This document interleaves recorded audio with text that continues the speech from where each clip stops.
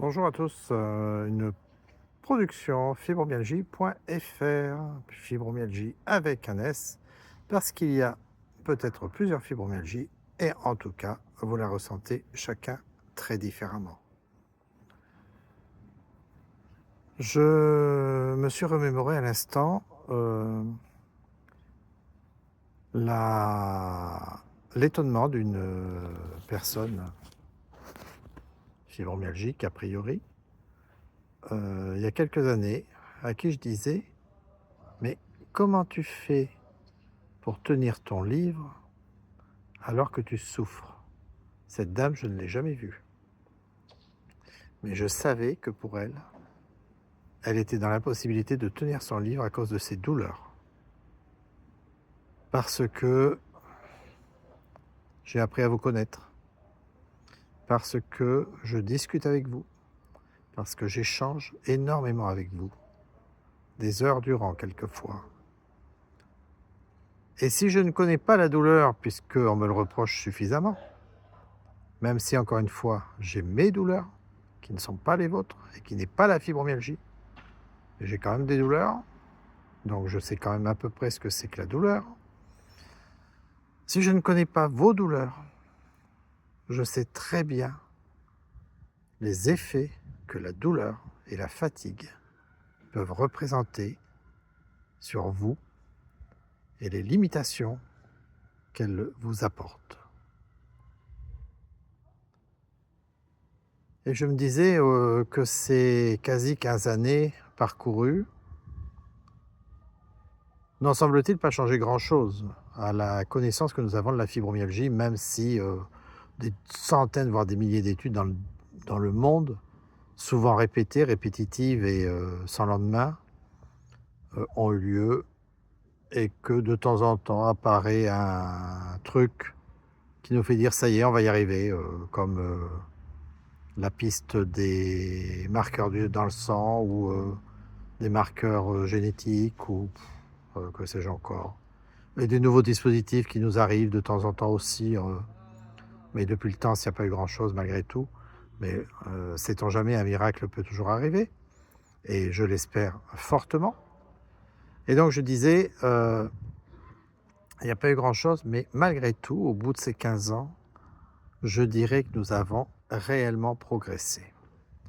Nous avons réellement progressé parce que si encore aujourd'hui, là, beaucoup de soignants et beaucoup de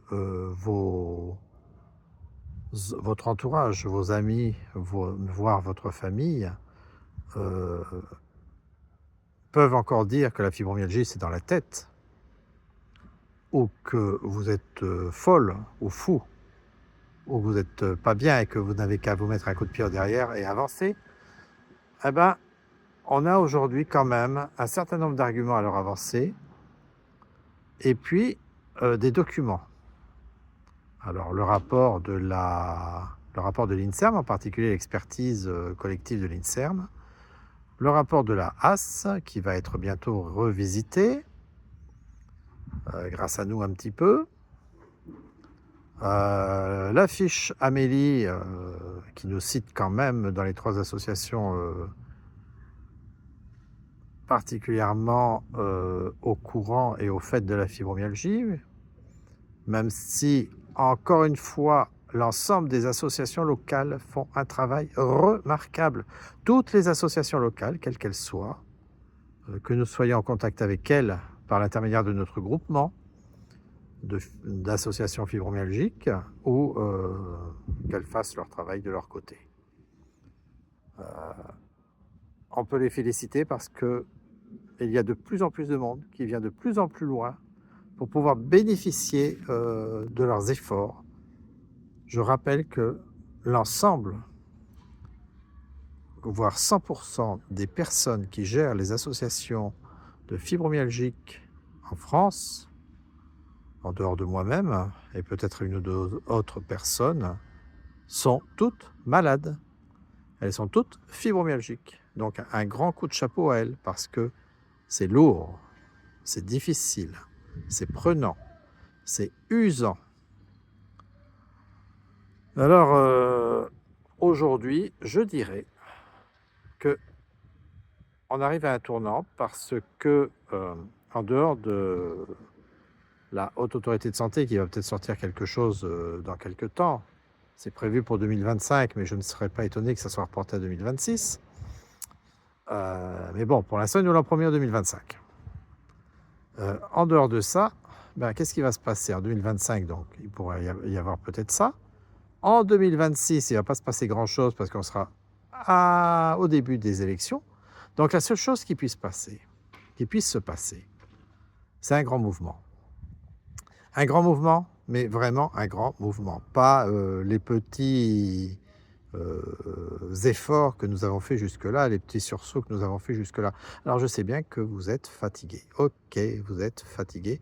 Et ça, je le comprends parce que c'est la première chose que je sache.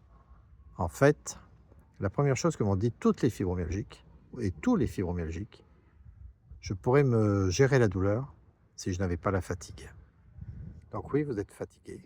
Oui, c'est usant. Oui, c'est difficile. Et la plupart d'entre vous sont dans des situations matérielles catastrophiques, euh, familiales, domestiques, amicales, totalement catastrophiques. Mais aujourd'hui, sachez une chose. Soit on bouge ensemble, soit on bouge individuellement pour faire un mouvement collectif. Mais dans tous les cas, ça ne pourra se faire que par nous-mêmes. Parce que il y a beau y avoir 3 millions, sans doute plus aujourd'hui, puisque 3 millions, c'était la fourchette haute estimée dans les années 1992 en France. 18 millions en Europe, mais c'est pareil, ça n'arrête pas d'augmenter. Alors l'épigénétique serait certainement de la partie. Ça, on verra plus tard quand les scientifiques pourront nous le démontrer. Mais aujourd'hui, on est seul. On n'existe pas. On n'est toujours pas reconnu, même si sur le papier, on y est, mais en pratique, on n'est pas reconnu. Si vous vous promenez dans la rue et que vous ne dites pas que vous êtes fibromyalgique, même si vous avez des difficultés à marcher, personne ne va faire attention à vous. Si vous ne dites pas à votre médecin, et alors c'est même pas forcément conseillé, mais si vous ne dites pas à votre médecin que vous êtes fibromyalgique, il va mettre du temps à y penser. Si vous ne dites pas à la MDPH que vous avez la fibromyalgie en plus de vos autres comorbidités, il ne va pas se passer grand-chose non plus. Et si vous ne dites pas à la sécurité sociale que vous insistez pour avoir une reconnaissance de la fibromyalgie, en plus des autres comorbidités, parce que souvent, très souvent, vous avez d'autres comorbidités, ce qui fait la difficulté d'ailleurs de la fibromyalgie, c'est d'arriver à faire la part des choses, eh bien, il ne va pas se passer grand-chose. Et s'il ne se passe pas grand-chose, eh bien, on va continuer encore des années. Ça fait quand même depuis 92 que l'OMS a reconnu la fibromyalgie. Il ne se passe encore rien à ce jour, quasiment. En dehors, l'année dernière, des mairies qui ont illuminé leurs monuments en bleu, des ponts, des mairies, d'autres monuments divers et variés, dans toute la France, grâce au mouvement La France en bleu, qui ont accepté de le faire. Alors, ça ne leur a pas forcément coûté beaucoup, mais elles l'ont fait et ça, c'est fantastique. Et on les remercie encore. Donc, si on ne fait pas un grand mouvement, et on va recommencer le mouvement La France en bleu avec le hashtag La France en bleu, si on ne fait pas ce grand mouvement, si on ne fait pas parler de nous dans les réseaux sociaux, dans les journaux, en témoignant, en passant un peu partout, il ne se passera rien encore cette année, rien encore l'année suivante et certainement pas en 2027.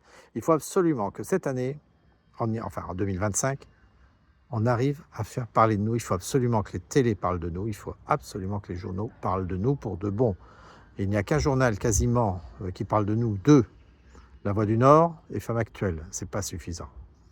Vraiment, c'est pas suffisant. Donc aujourd'hui, eh ben, prenez le hashtag La France en bleu et utilisez-le. On va vous donner des documents à partager. On va faire que ça soit un grand mouvement. On va vraiment faire quelque chose de formidable. Donc, cette année, on va commencer maintenant. Enfin, dans les jours qui viennent. On va commencer maintenant, parce qu'en parallèle, on a quand même d'autres choses à faire aussi au niveau de l'associatif. et on va commencer. Et pour janvier, on sera vraiment au top du top. Cette année, on va diffuser partout. Et c'est vraiment l'essentiel, c'est la communication. Parce que la fibromyalgie, il suffit de chercher sur Google, c'est facile. On trouve. Bien expliqué, il suffit d'aller sur Amélie, il y a tout. Et si on veut vraiment savoir, on va sur l'expertise collective de l'INSERM ou on va sur le site de l'association fibromyalgie avec un s.fr ou sur le site des associations partenaires. Donc on a tout. On a tous les éléments. On a les argumentaires qu'on avait fait l'année dernière et les années d'avant. On a les courriers un peu partout qui ont été écrits aux ministres et aux députés, les précédents ministres qui n'existent plus dans la sphère politique actuelle, qui sont devenus de simples soit députés, soit hommes politiques déjà oubliés souvent. Mais on a beaucoup de choses. Donc on a les moyens. On a, comment dirais-je, on a vraiment des possibilités. Aujourd'hui, la communauté fibromyalgique est vraiment quelque chose de vraiment important dans le monde. Il y a de plus en plus d'associations qui se créent, de plus en plus de mouvements. Donc, on y va. C'est parti. La France en bleu. Merci à vous.